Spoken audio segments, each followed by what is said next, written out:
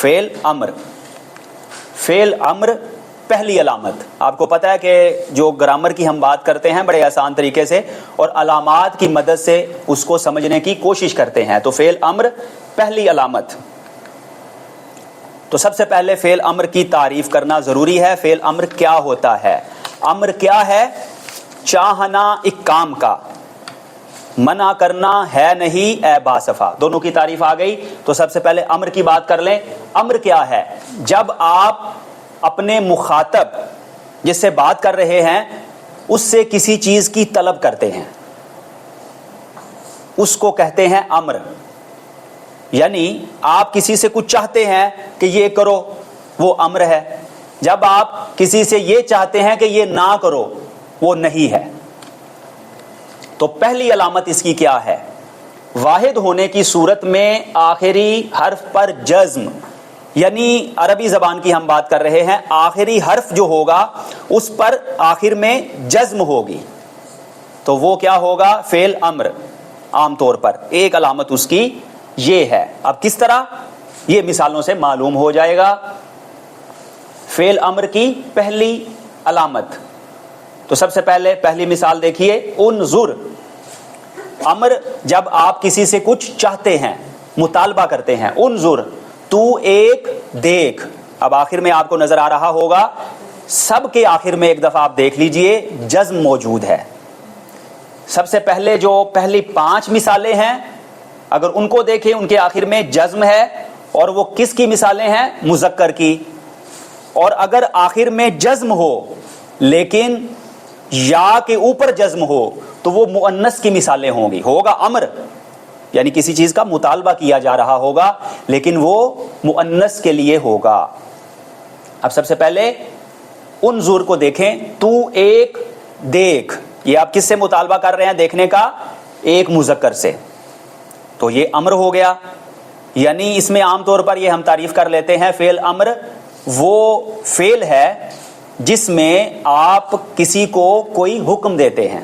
بعض اوقات عرض بھی ہو سکتی ہے لیکن اس کی تعریف عام طور پر ہم یہی کرتے ہیں کہ جس میں کسی کو کوئی حکم دیا جاتا ہے یہ کرو. تو اس کی مثالیں آپ کے سامنے ہیں. انظر، تو ایک دیکھ. اس کے بعد ہاں اس کے حوالے سے آپ یہ بھی دیکھ لیجئے کہ اگر آپ ان مثالوں میں سے الف ہٹا دیں گے تو اس کا جو مادہ اشتقاق ہے، روٹ ہے، اصل ہے، جڑ ہے، وہ لفظ آپ کے سامنے آ جائے گا. تو آپ کو ترجمہ کرنے میں آسانی ہو جائے گی. اب اس کا ذرا الف ہٹائیں تو نون زوا را رہ گیا. نظر کا سب کو پتہ ہے دیکھنا. تو جب ہم نے اس کے آخر میں جزم لگائی، الف لگا اور جزم لگائی، تو اب اس کا مطلب ہو گیا تو ایک دیکھ. امر کا مطلب پیدا کرنا ہے نا، تو نظر کا مطلب دیکھنا، اور آخر میں جزم لگ گئی، اس کی یہ علامت ہے. الف لگا ہوا ہے شروع میں تو اب ہو گیا تو ایک دیکھ. اخرج، اگر الف کو ہٹا دیں تو کچھ نہ کچھ مطلب آپ کو سمجھ میں آ جائے گا. خا را جیم، خروج اسی سے ہے. خارج، نکلنا. خروج نکلنا، خارج نکلنے والا. اگر علم تجوید پڑھیں تو اس میں ایک لفظ استعمال ہوتا ہے مخرج، یعنی الفاظ جہاں سے ادا ہوتے ہیں، نکلتے ہیں. تو اخرج کا مطلب ہو گیا تو ایک نکل.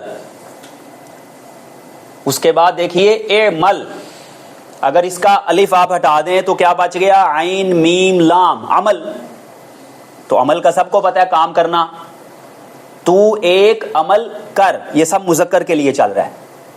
اگر آخر میں یا ہوگی اور اس پہ جزم ہوگی تو وہ مؤنث کے لیے ہوگا.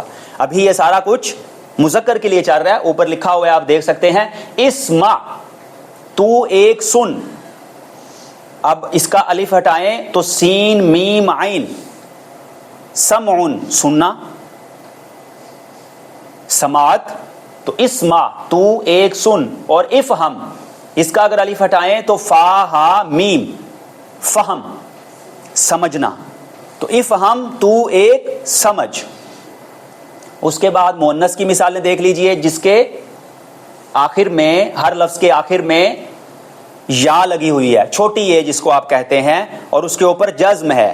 جب چھوٹی یہ آخر میں ہو اور اس کے اوپر جزم ہو تو یہ علامت بن جائے گی امر کی اور ساتھ مؤنث کی، مذکر کی نہیں ہوگی، پھر مؤنث کی بن جائے گی۔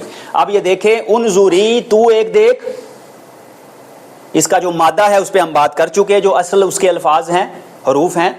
اخرجی، تو ایک نکل، اعملی، تو ایک عمل کر، اسمعی، تو ایک سن، افہمی، تو ایک سمجھ۔ تو میرا خیال ہے کہ آپ کو سمجھ میں آ گیا ہوگا کہ کس طرح یہ امر کے الفاظ جو ہیں بنائے گئے ہیں اور آپ ترجمہ کس طریقے سے کر رہے ہیں۔ اب اس کی مشق تھوڑی سی ہم کر لیتے ہیں پہلی علامت کی۔ پہلی علامت کیا ہے؟ آخر میں جزم۔ اگر یا کے اوپر ہو تو مؤنث کے لیے، اور اگر یا سے ہٹ کر دیگر الفاظ پر ہو، یا آخر میں نہ ہو تو مذکر کے لیے آئے گا۔ تو اب دیکھیے جی، قرآن پاک سے مثالیں لی ہیں تاکہ آپ کو تھوڑی تسلی ہو جائے کہ ہم قرآن پاک کی مثالوں کا ہی ترجمہ کر رہے ہیں اور مشق کر رہے ہیں۔ سورۃ البقرہ آیت نمبر 286 میں ہے اغفر۔ اگر اس کا الف ہٹا دیں کچھ نہ کچھ آپ کو اندازہ ہو جائے گا، غین فا را، تو کیا مطلب بن جاتا ہے؟ بخشش۔ بالکل صحیح، مغفرت سے ملتا جلتا ہے۔ تو اغفر کا کیا مطلب بنا؟ تو ایک مغفرت کر۔ اللہ تعالیٰ سے یہ عرض کیا جا رہا ہے، تو ایک مغفرت کر۔ دوسرے لفظ پہ آ جائیے، سورۃ البقرہ آیت نمبر 286 میں ہے ارحم۔ اگر الف ہٹا دیں تو را ہا میم، ٹھیک ہے جی، رحم کرنا، مہربانی کرنا۔ ارحم، تو ایک مہربانی کر۔ اللہ تعالیٰ سے یہ بھی عرض کیا جا رہا ہے، سورۃ آل عمران آیت نمبر 41 اجعل۔ الف ذرا ہٹا کے دیکھیں اس کو بھی، تو جیم عین لام، جعل۔ جعل کا مطلب ہوتا ہے بنانا، جیسے جال سازی اردو میں ہم استعمال کرتے ہیں۔ تو اجعل، تو ایک بنا۔ سورۃ آل عمران آیت نمبر 41 اذکر، الف ہٹائیں، بالکل واضح ہے، ذال کاف را، ذکر اسی سے بن جاتا ہے یاد کرنا۔ اذکر، تو ایک یاد کر۔ سورۃ طٰہٰ آیت نمبر 25 اشرح۔ اشرح جی، شین را ہا، اس سے ملتا جلتا لفظ کوئی آپ کے ذہن میں آ رہا ہے؟ تشریح، بالکل صحیح ہے، کسی چیز کو کھول کر بیان کرنا۔ شرح صدر، ٹھیک ہے جی۔ تو اشرح، تو ایک کھول۔ حضرت موسیٰ علیہ السلام کی دعا میں اس کا تذکرہ ملتا ہے۔ اس کے بعد فعل امر مؤنث کی مثالیں دیکھیے، سب کے آخر میں یا آ رہا ہے۔ اب مؤنث کے حوالے سے اس کا ترجمہ ہوگا۔ آل عمران آیت نمبر 43 اسجدی، تو اس سے آپ ایک تو یا مؤنث کی علامت یہاں پہ آ رہی ہے، اس کو ہٹا دیں گے، الف کو ہٹا دیں گے جو فعل امر کی علامت ہے، تو دونوں کو ہٹائیں گے تو درمیان میں وہ لفظ رہ جائے گا جس کی مدد سے آپ اصل تک پہنچ جائیں گے، مطلب تک پہنچ جائیں گے۔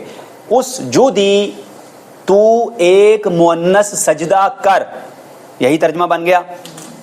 ارکعی، را کاف عین، اس سے ملتا جلتا کوئی لفظ ذہن میں آ رہا ہے؟ رکوع، بالکل صحیح، تو ایک مؤنث رکوع کر۔ سورۃ آل عمران آیت نمبر 43 میں یہ ہے، اور سورۃ مریم آیت نمبر 26 میں ہے اشربی۔ اس کو ذرا ہٹائیں الف کو اور یا کو، تو شین را با، شرب۔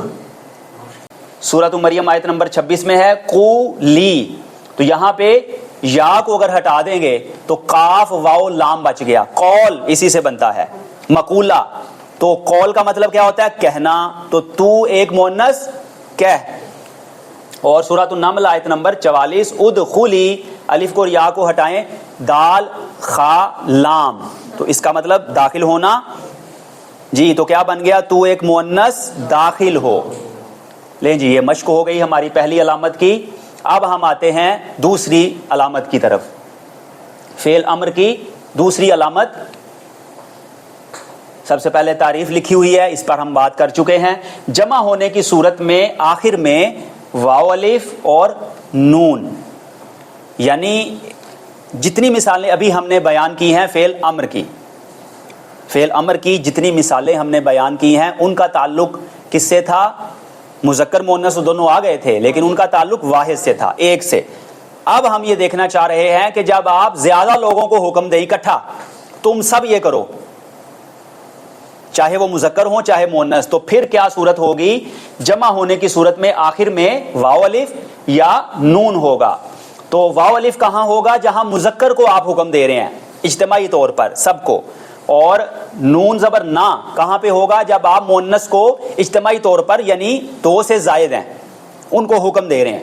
تو یہ صورت حال بن جائے گی. اب اس کو دیکھیں، افہموا تم سب سمجھو، یہ مذکر کے لیے آ رہا ہے.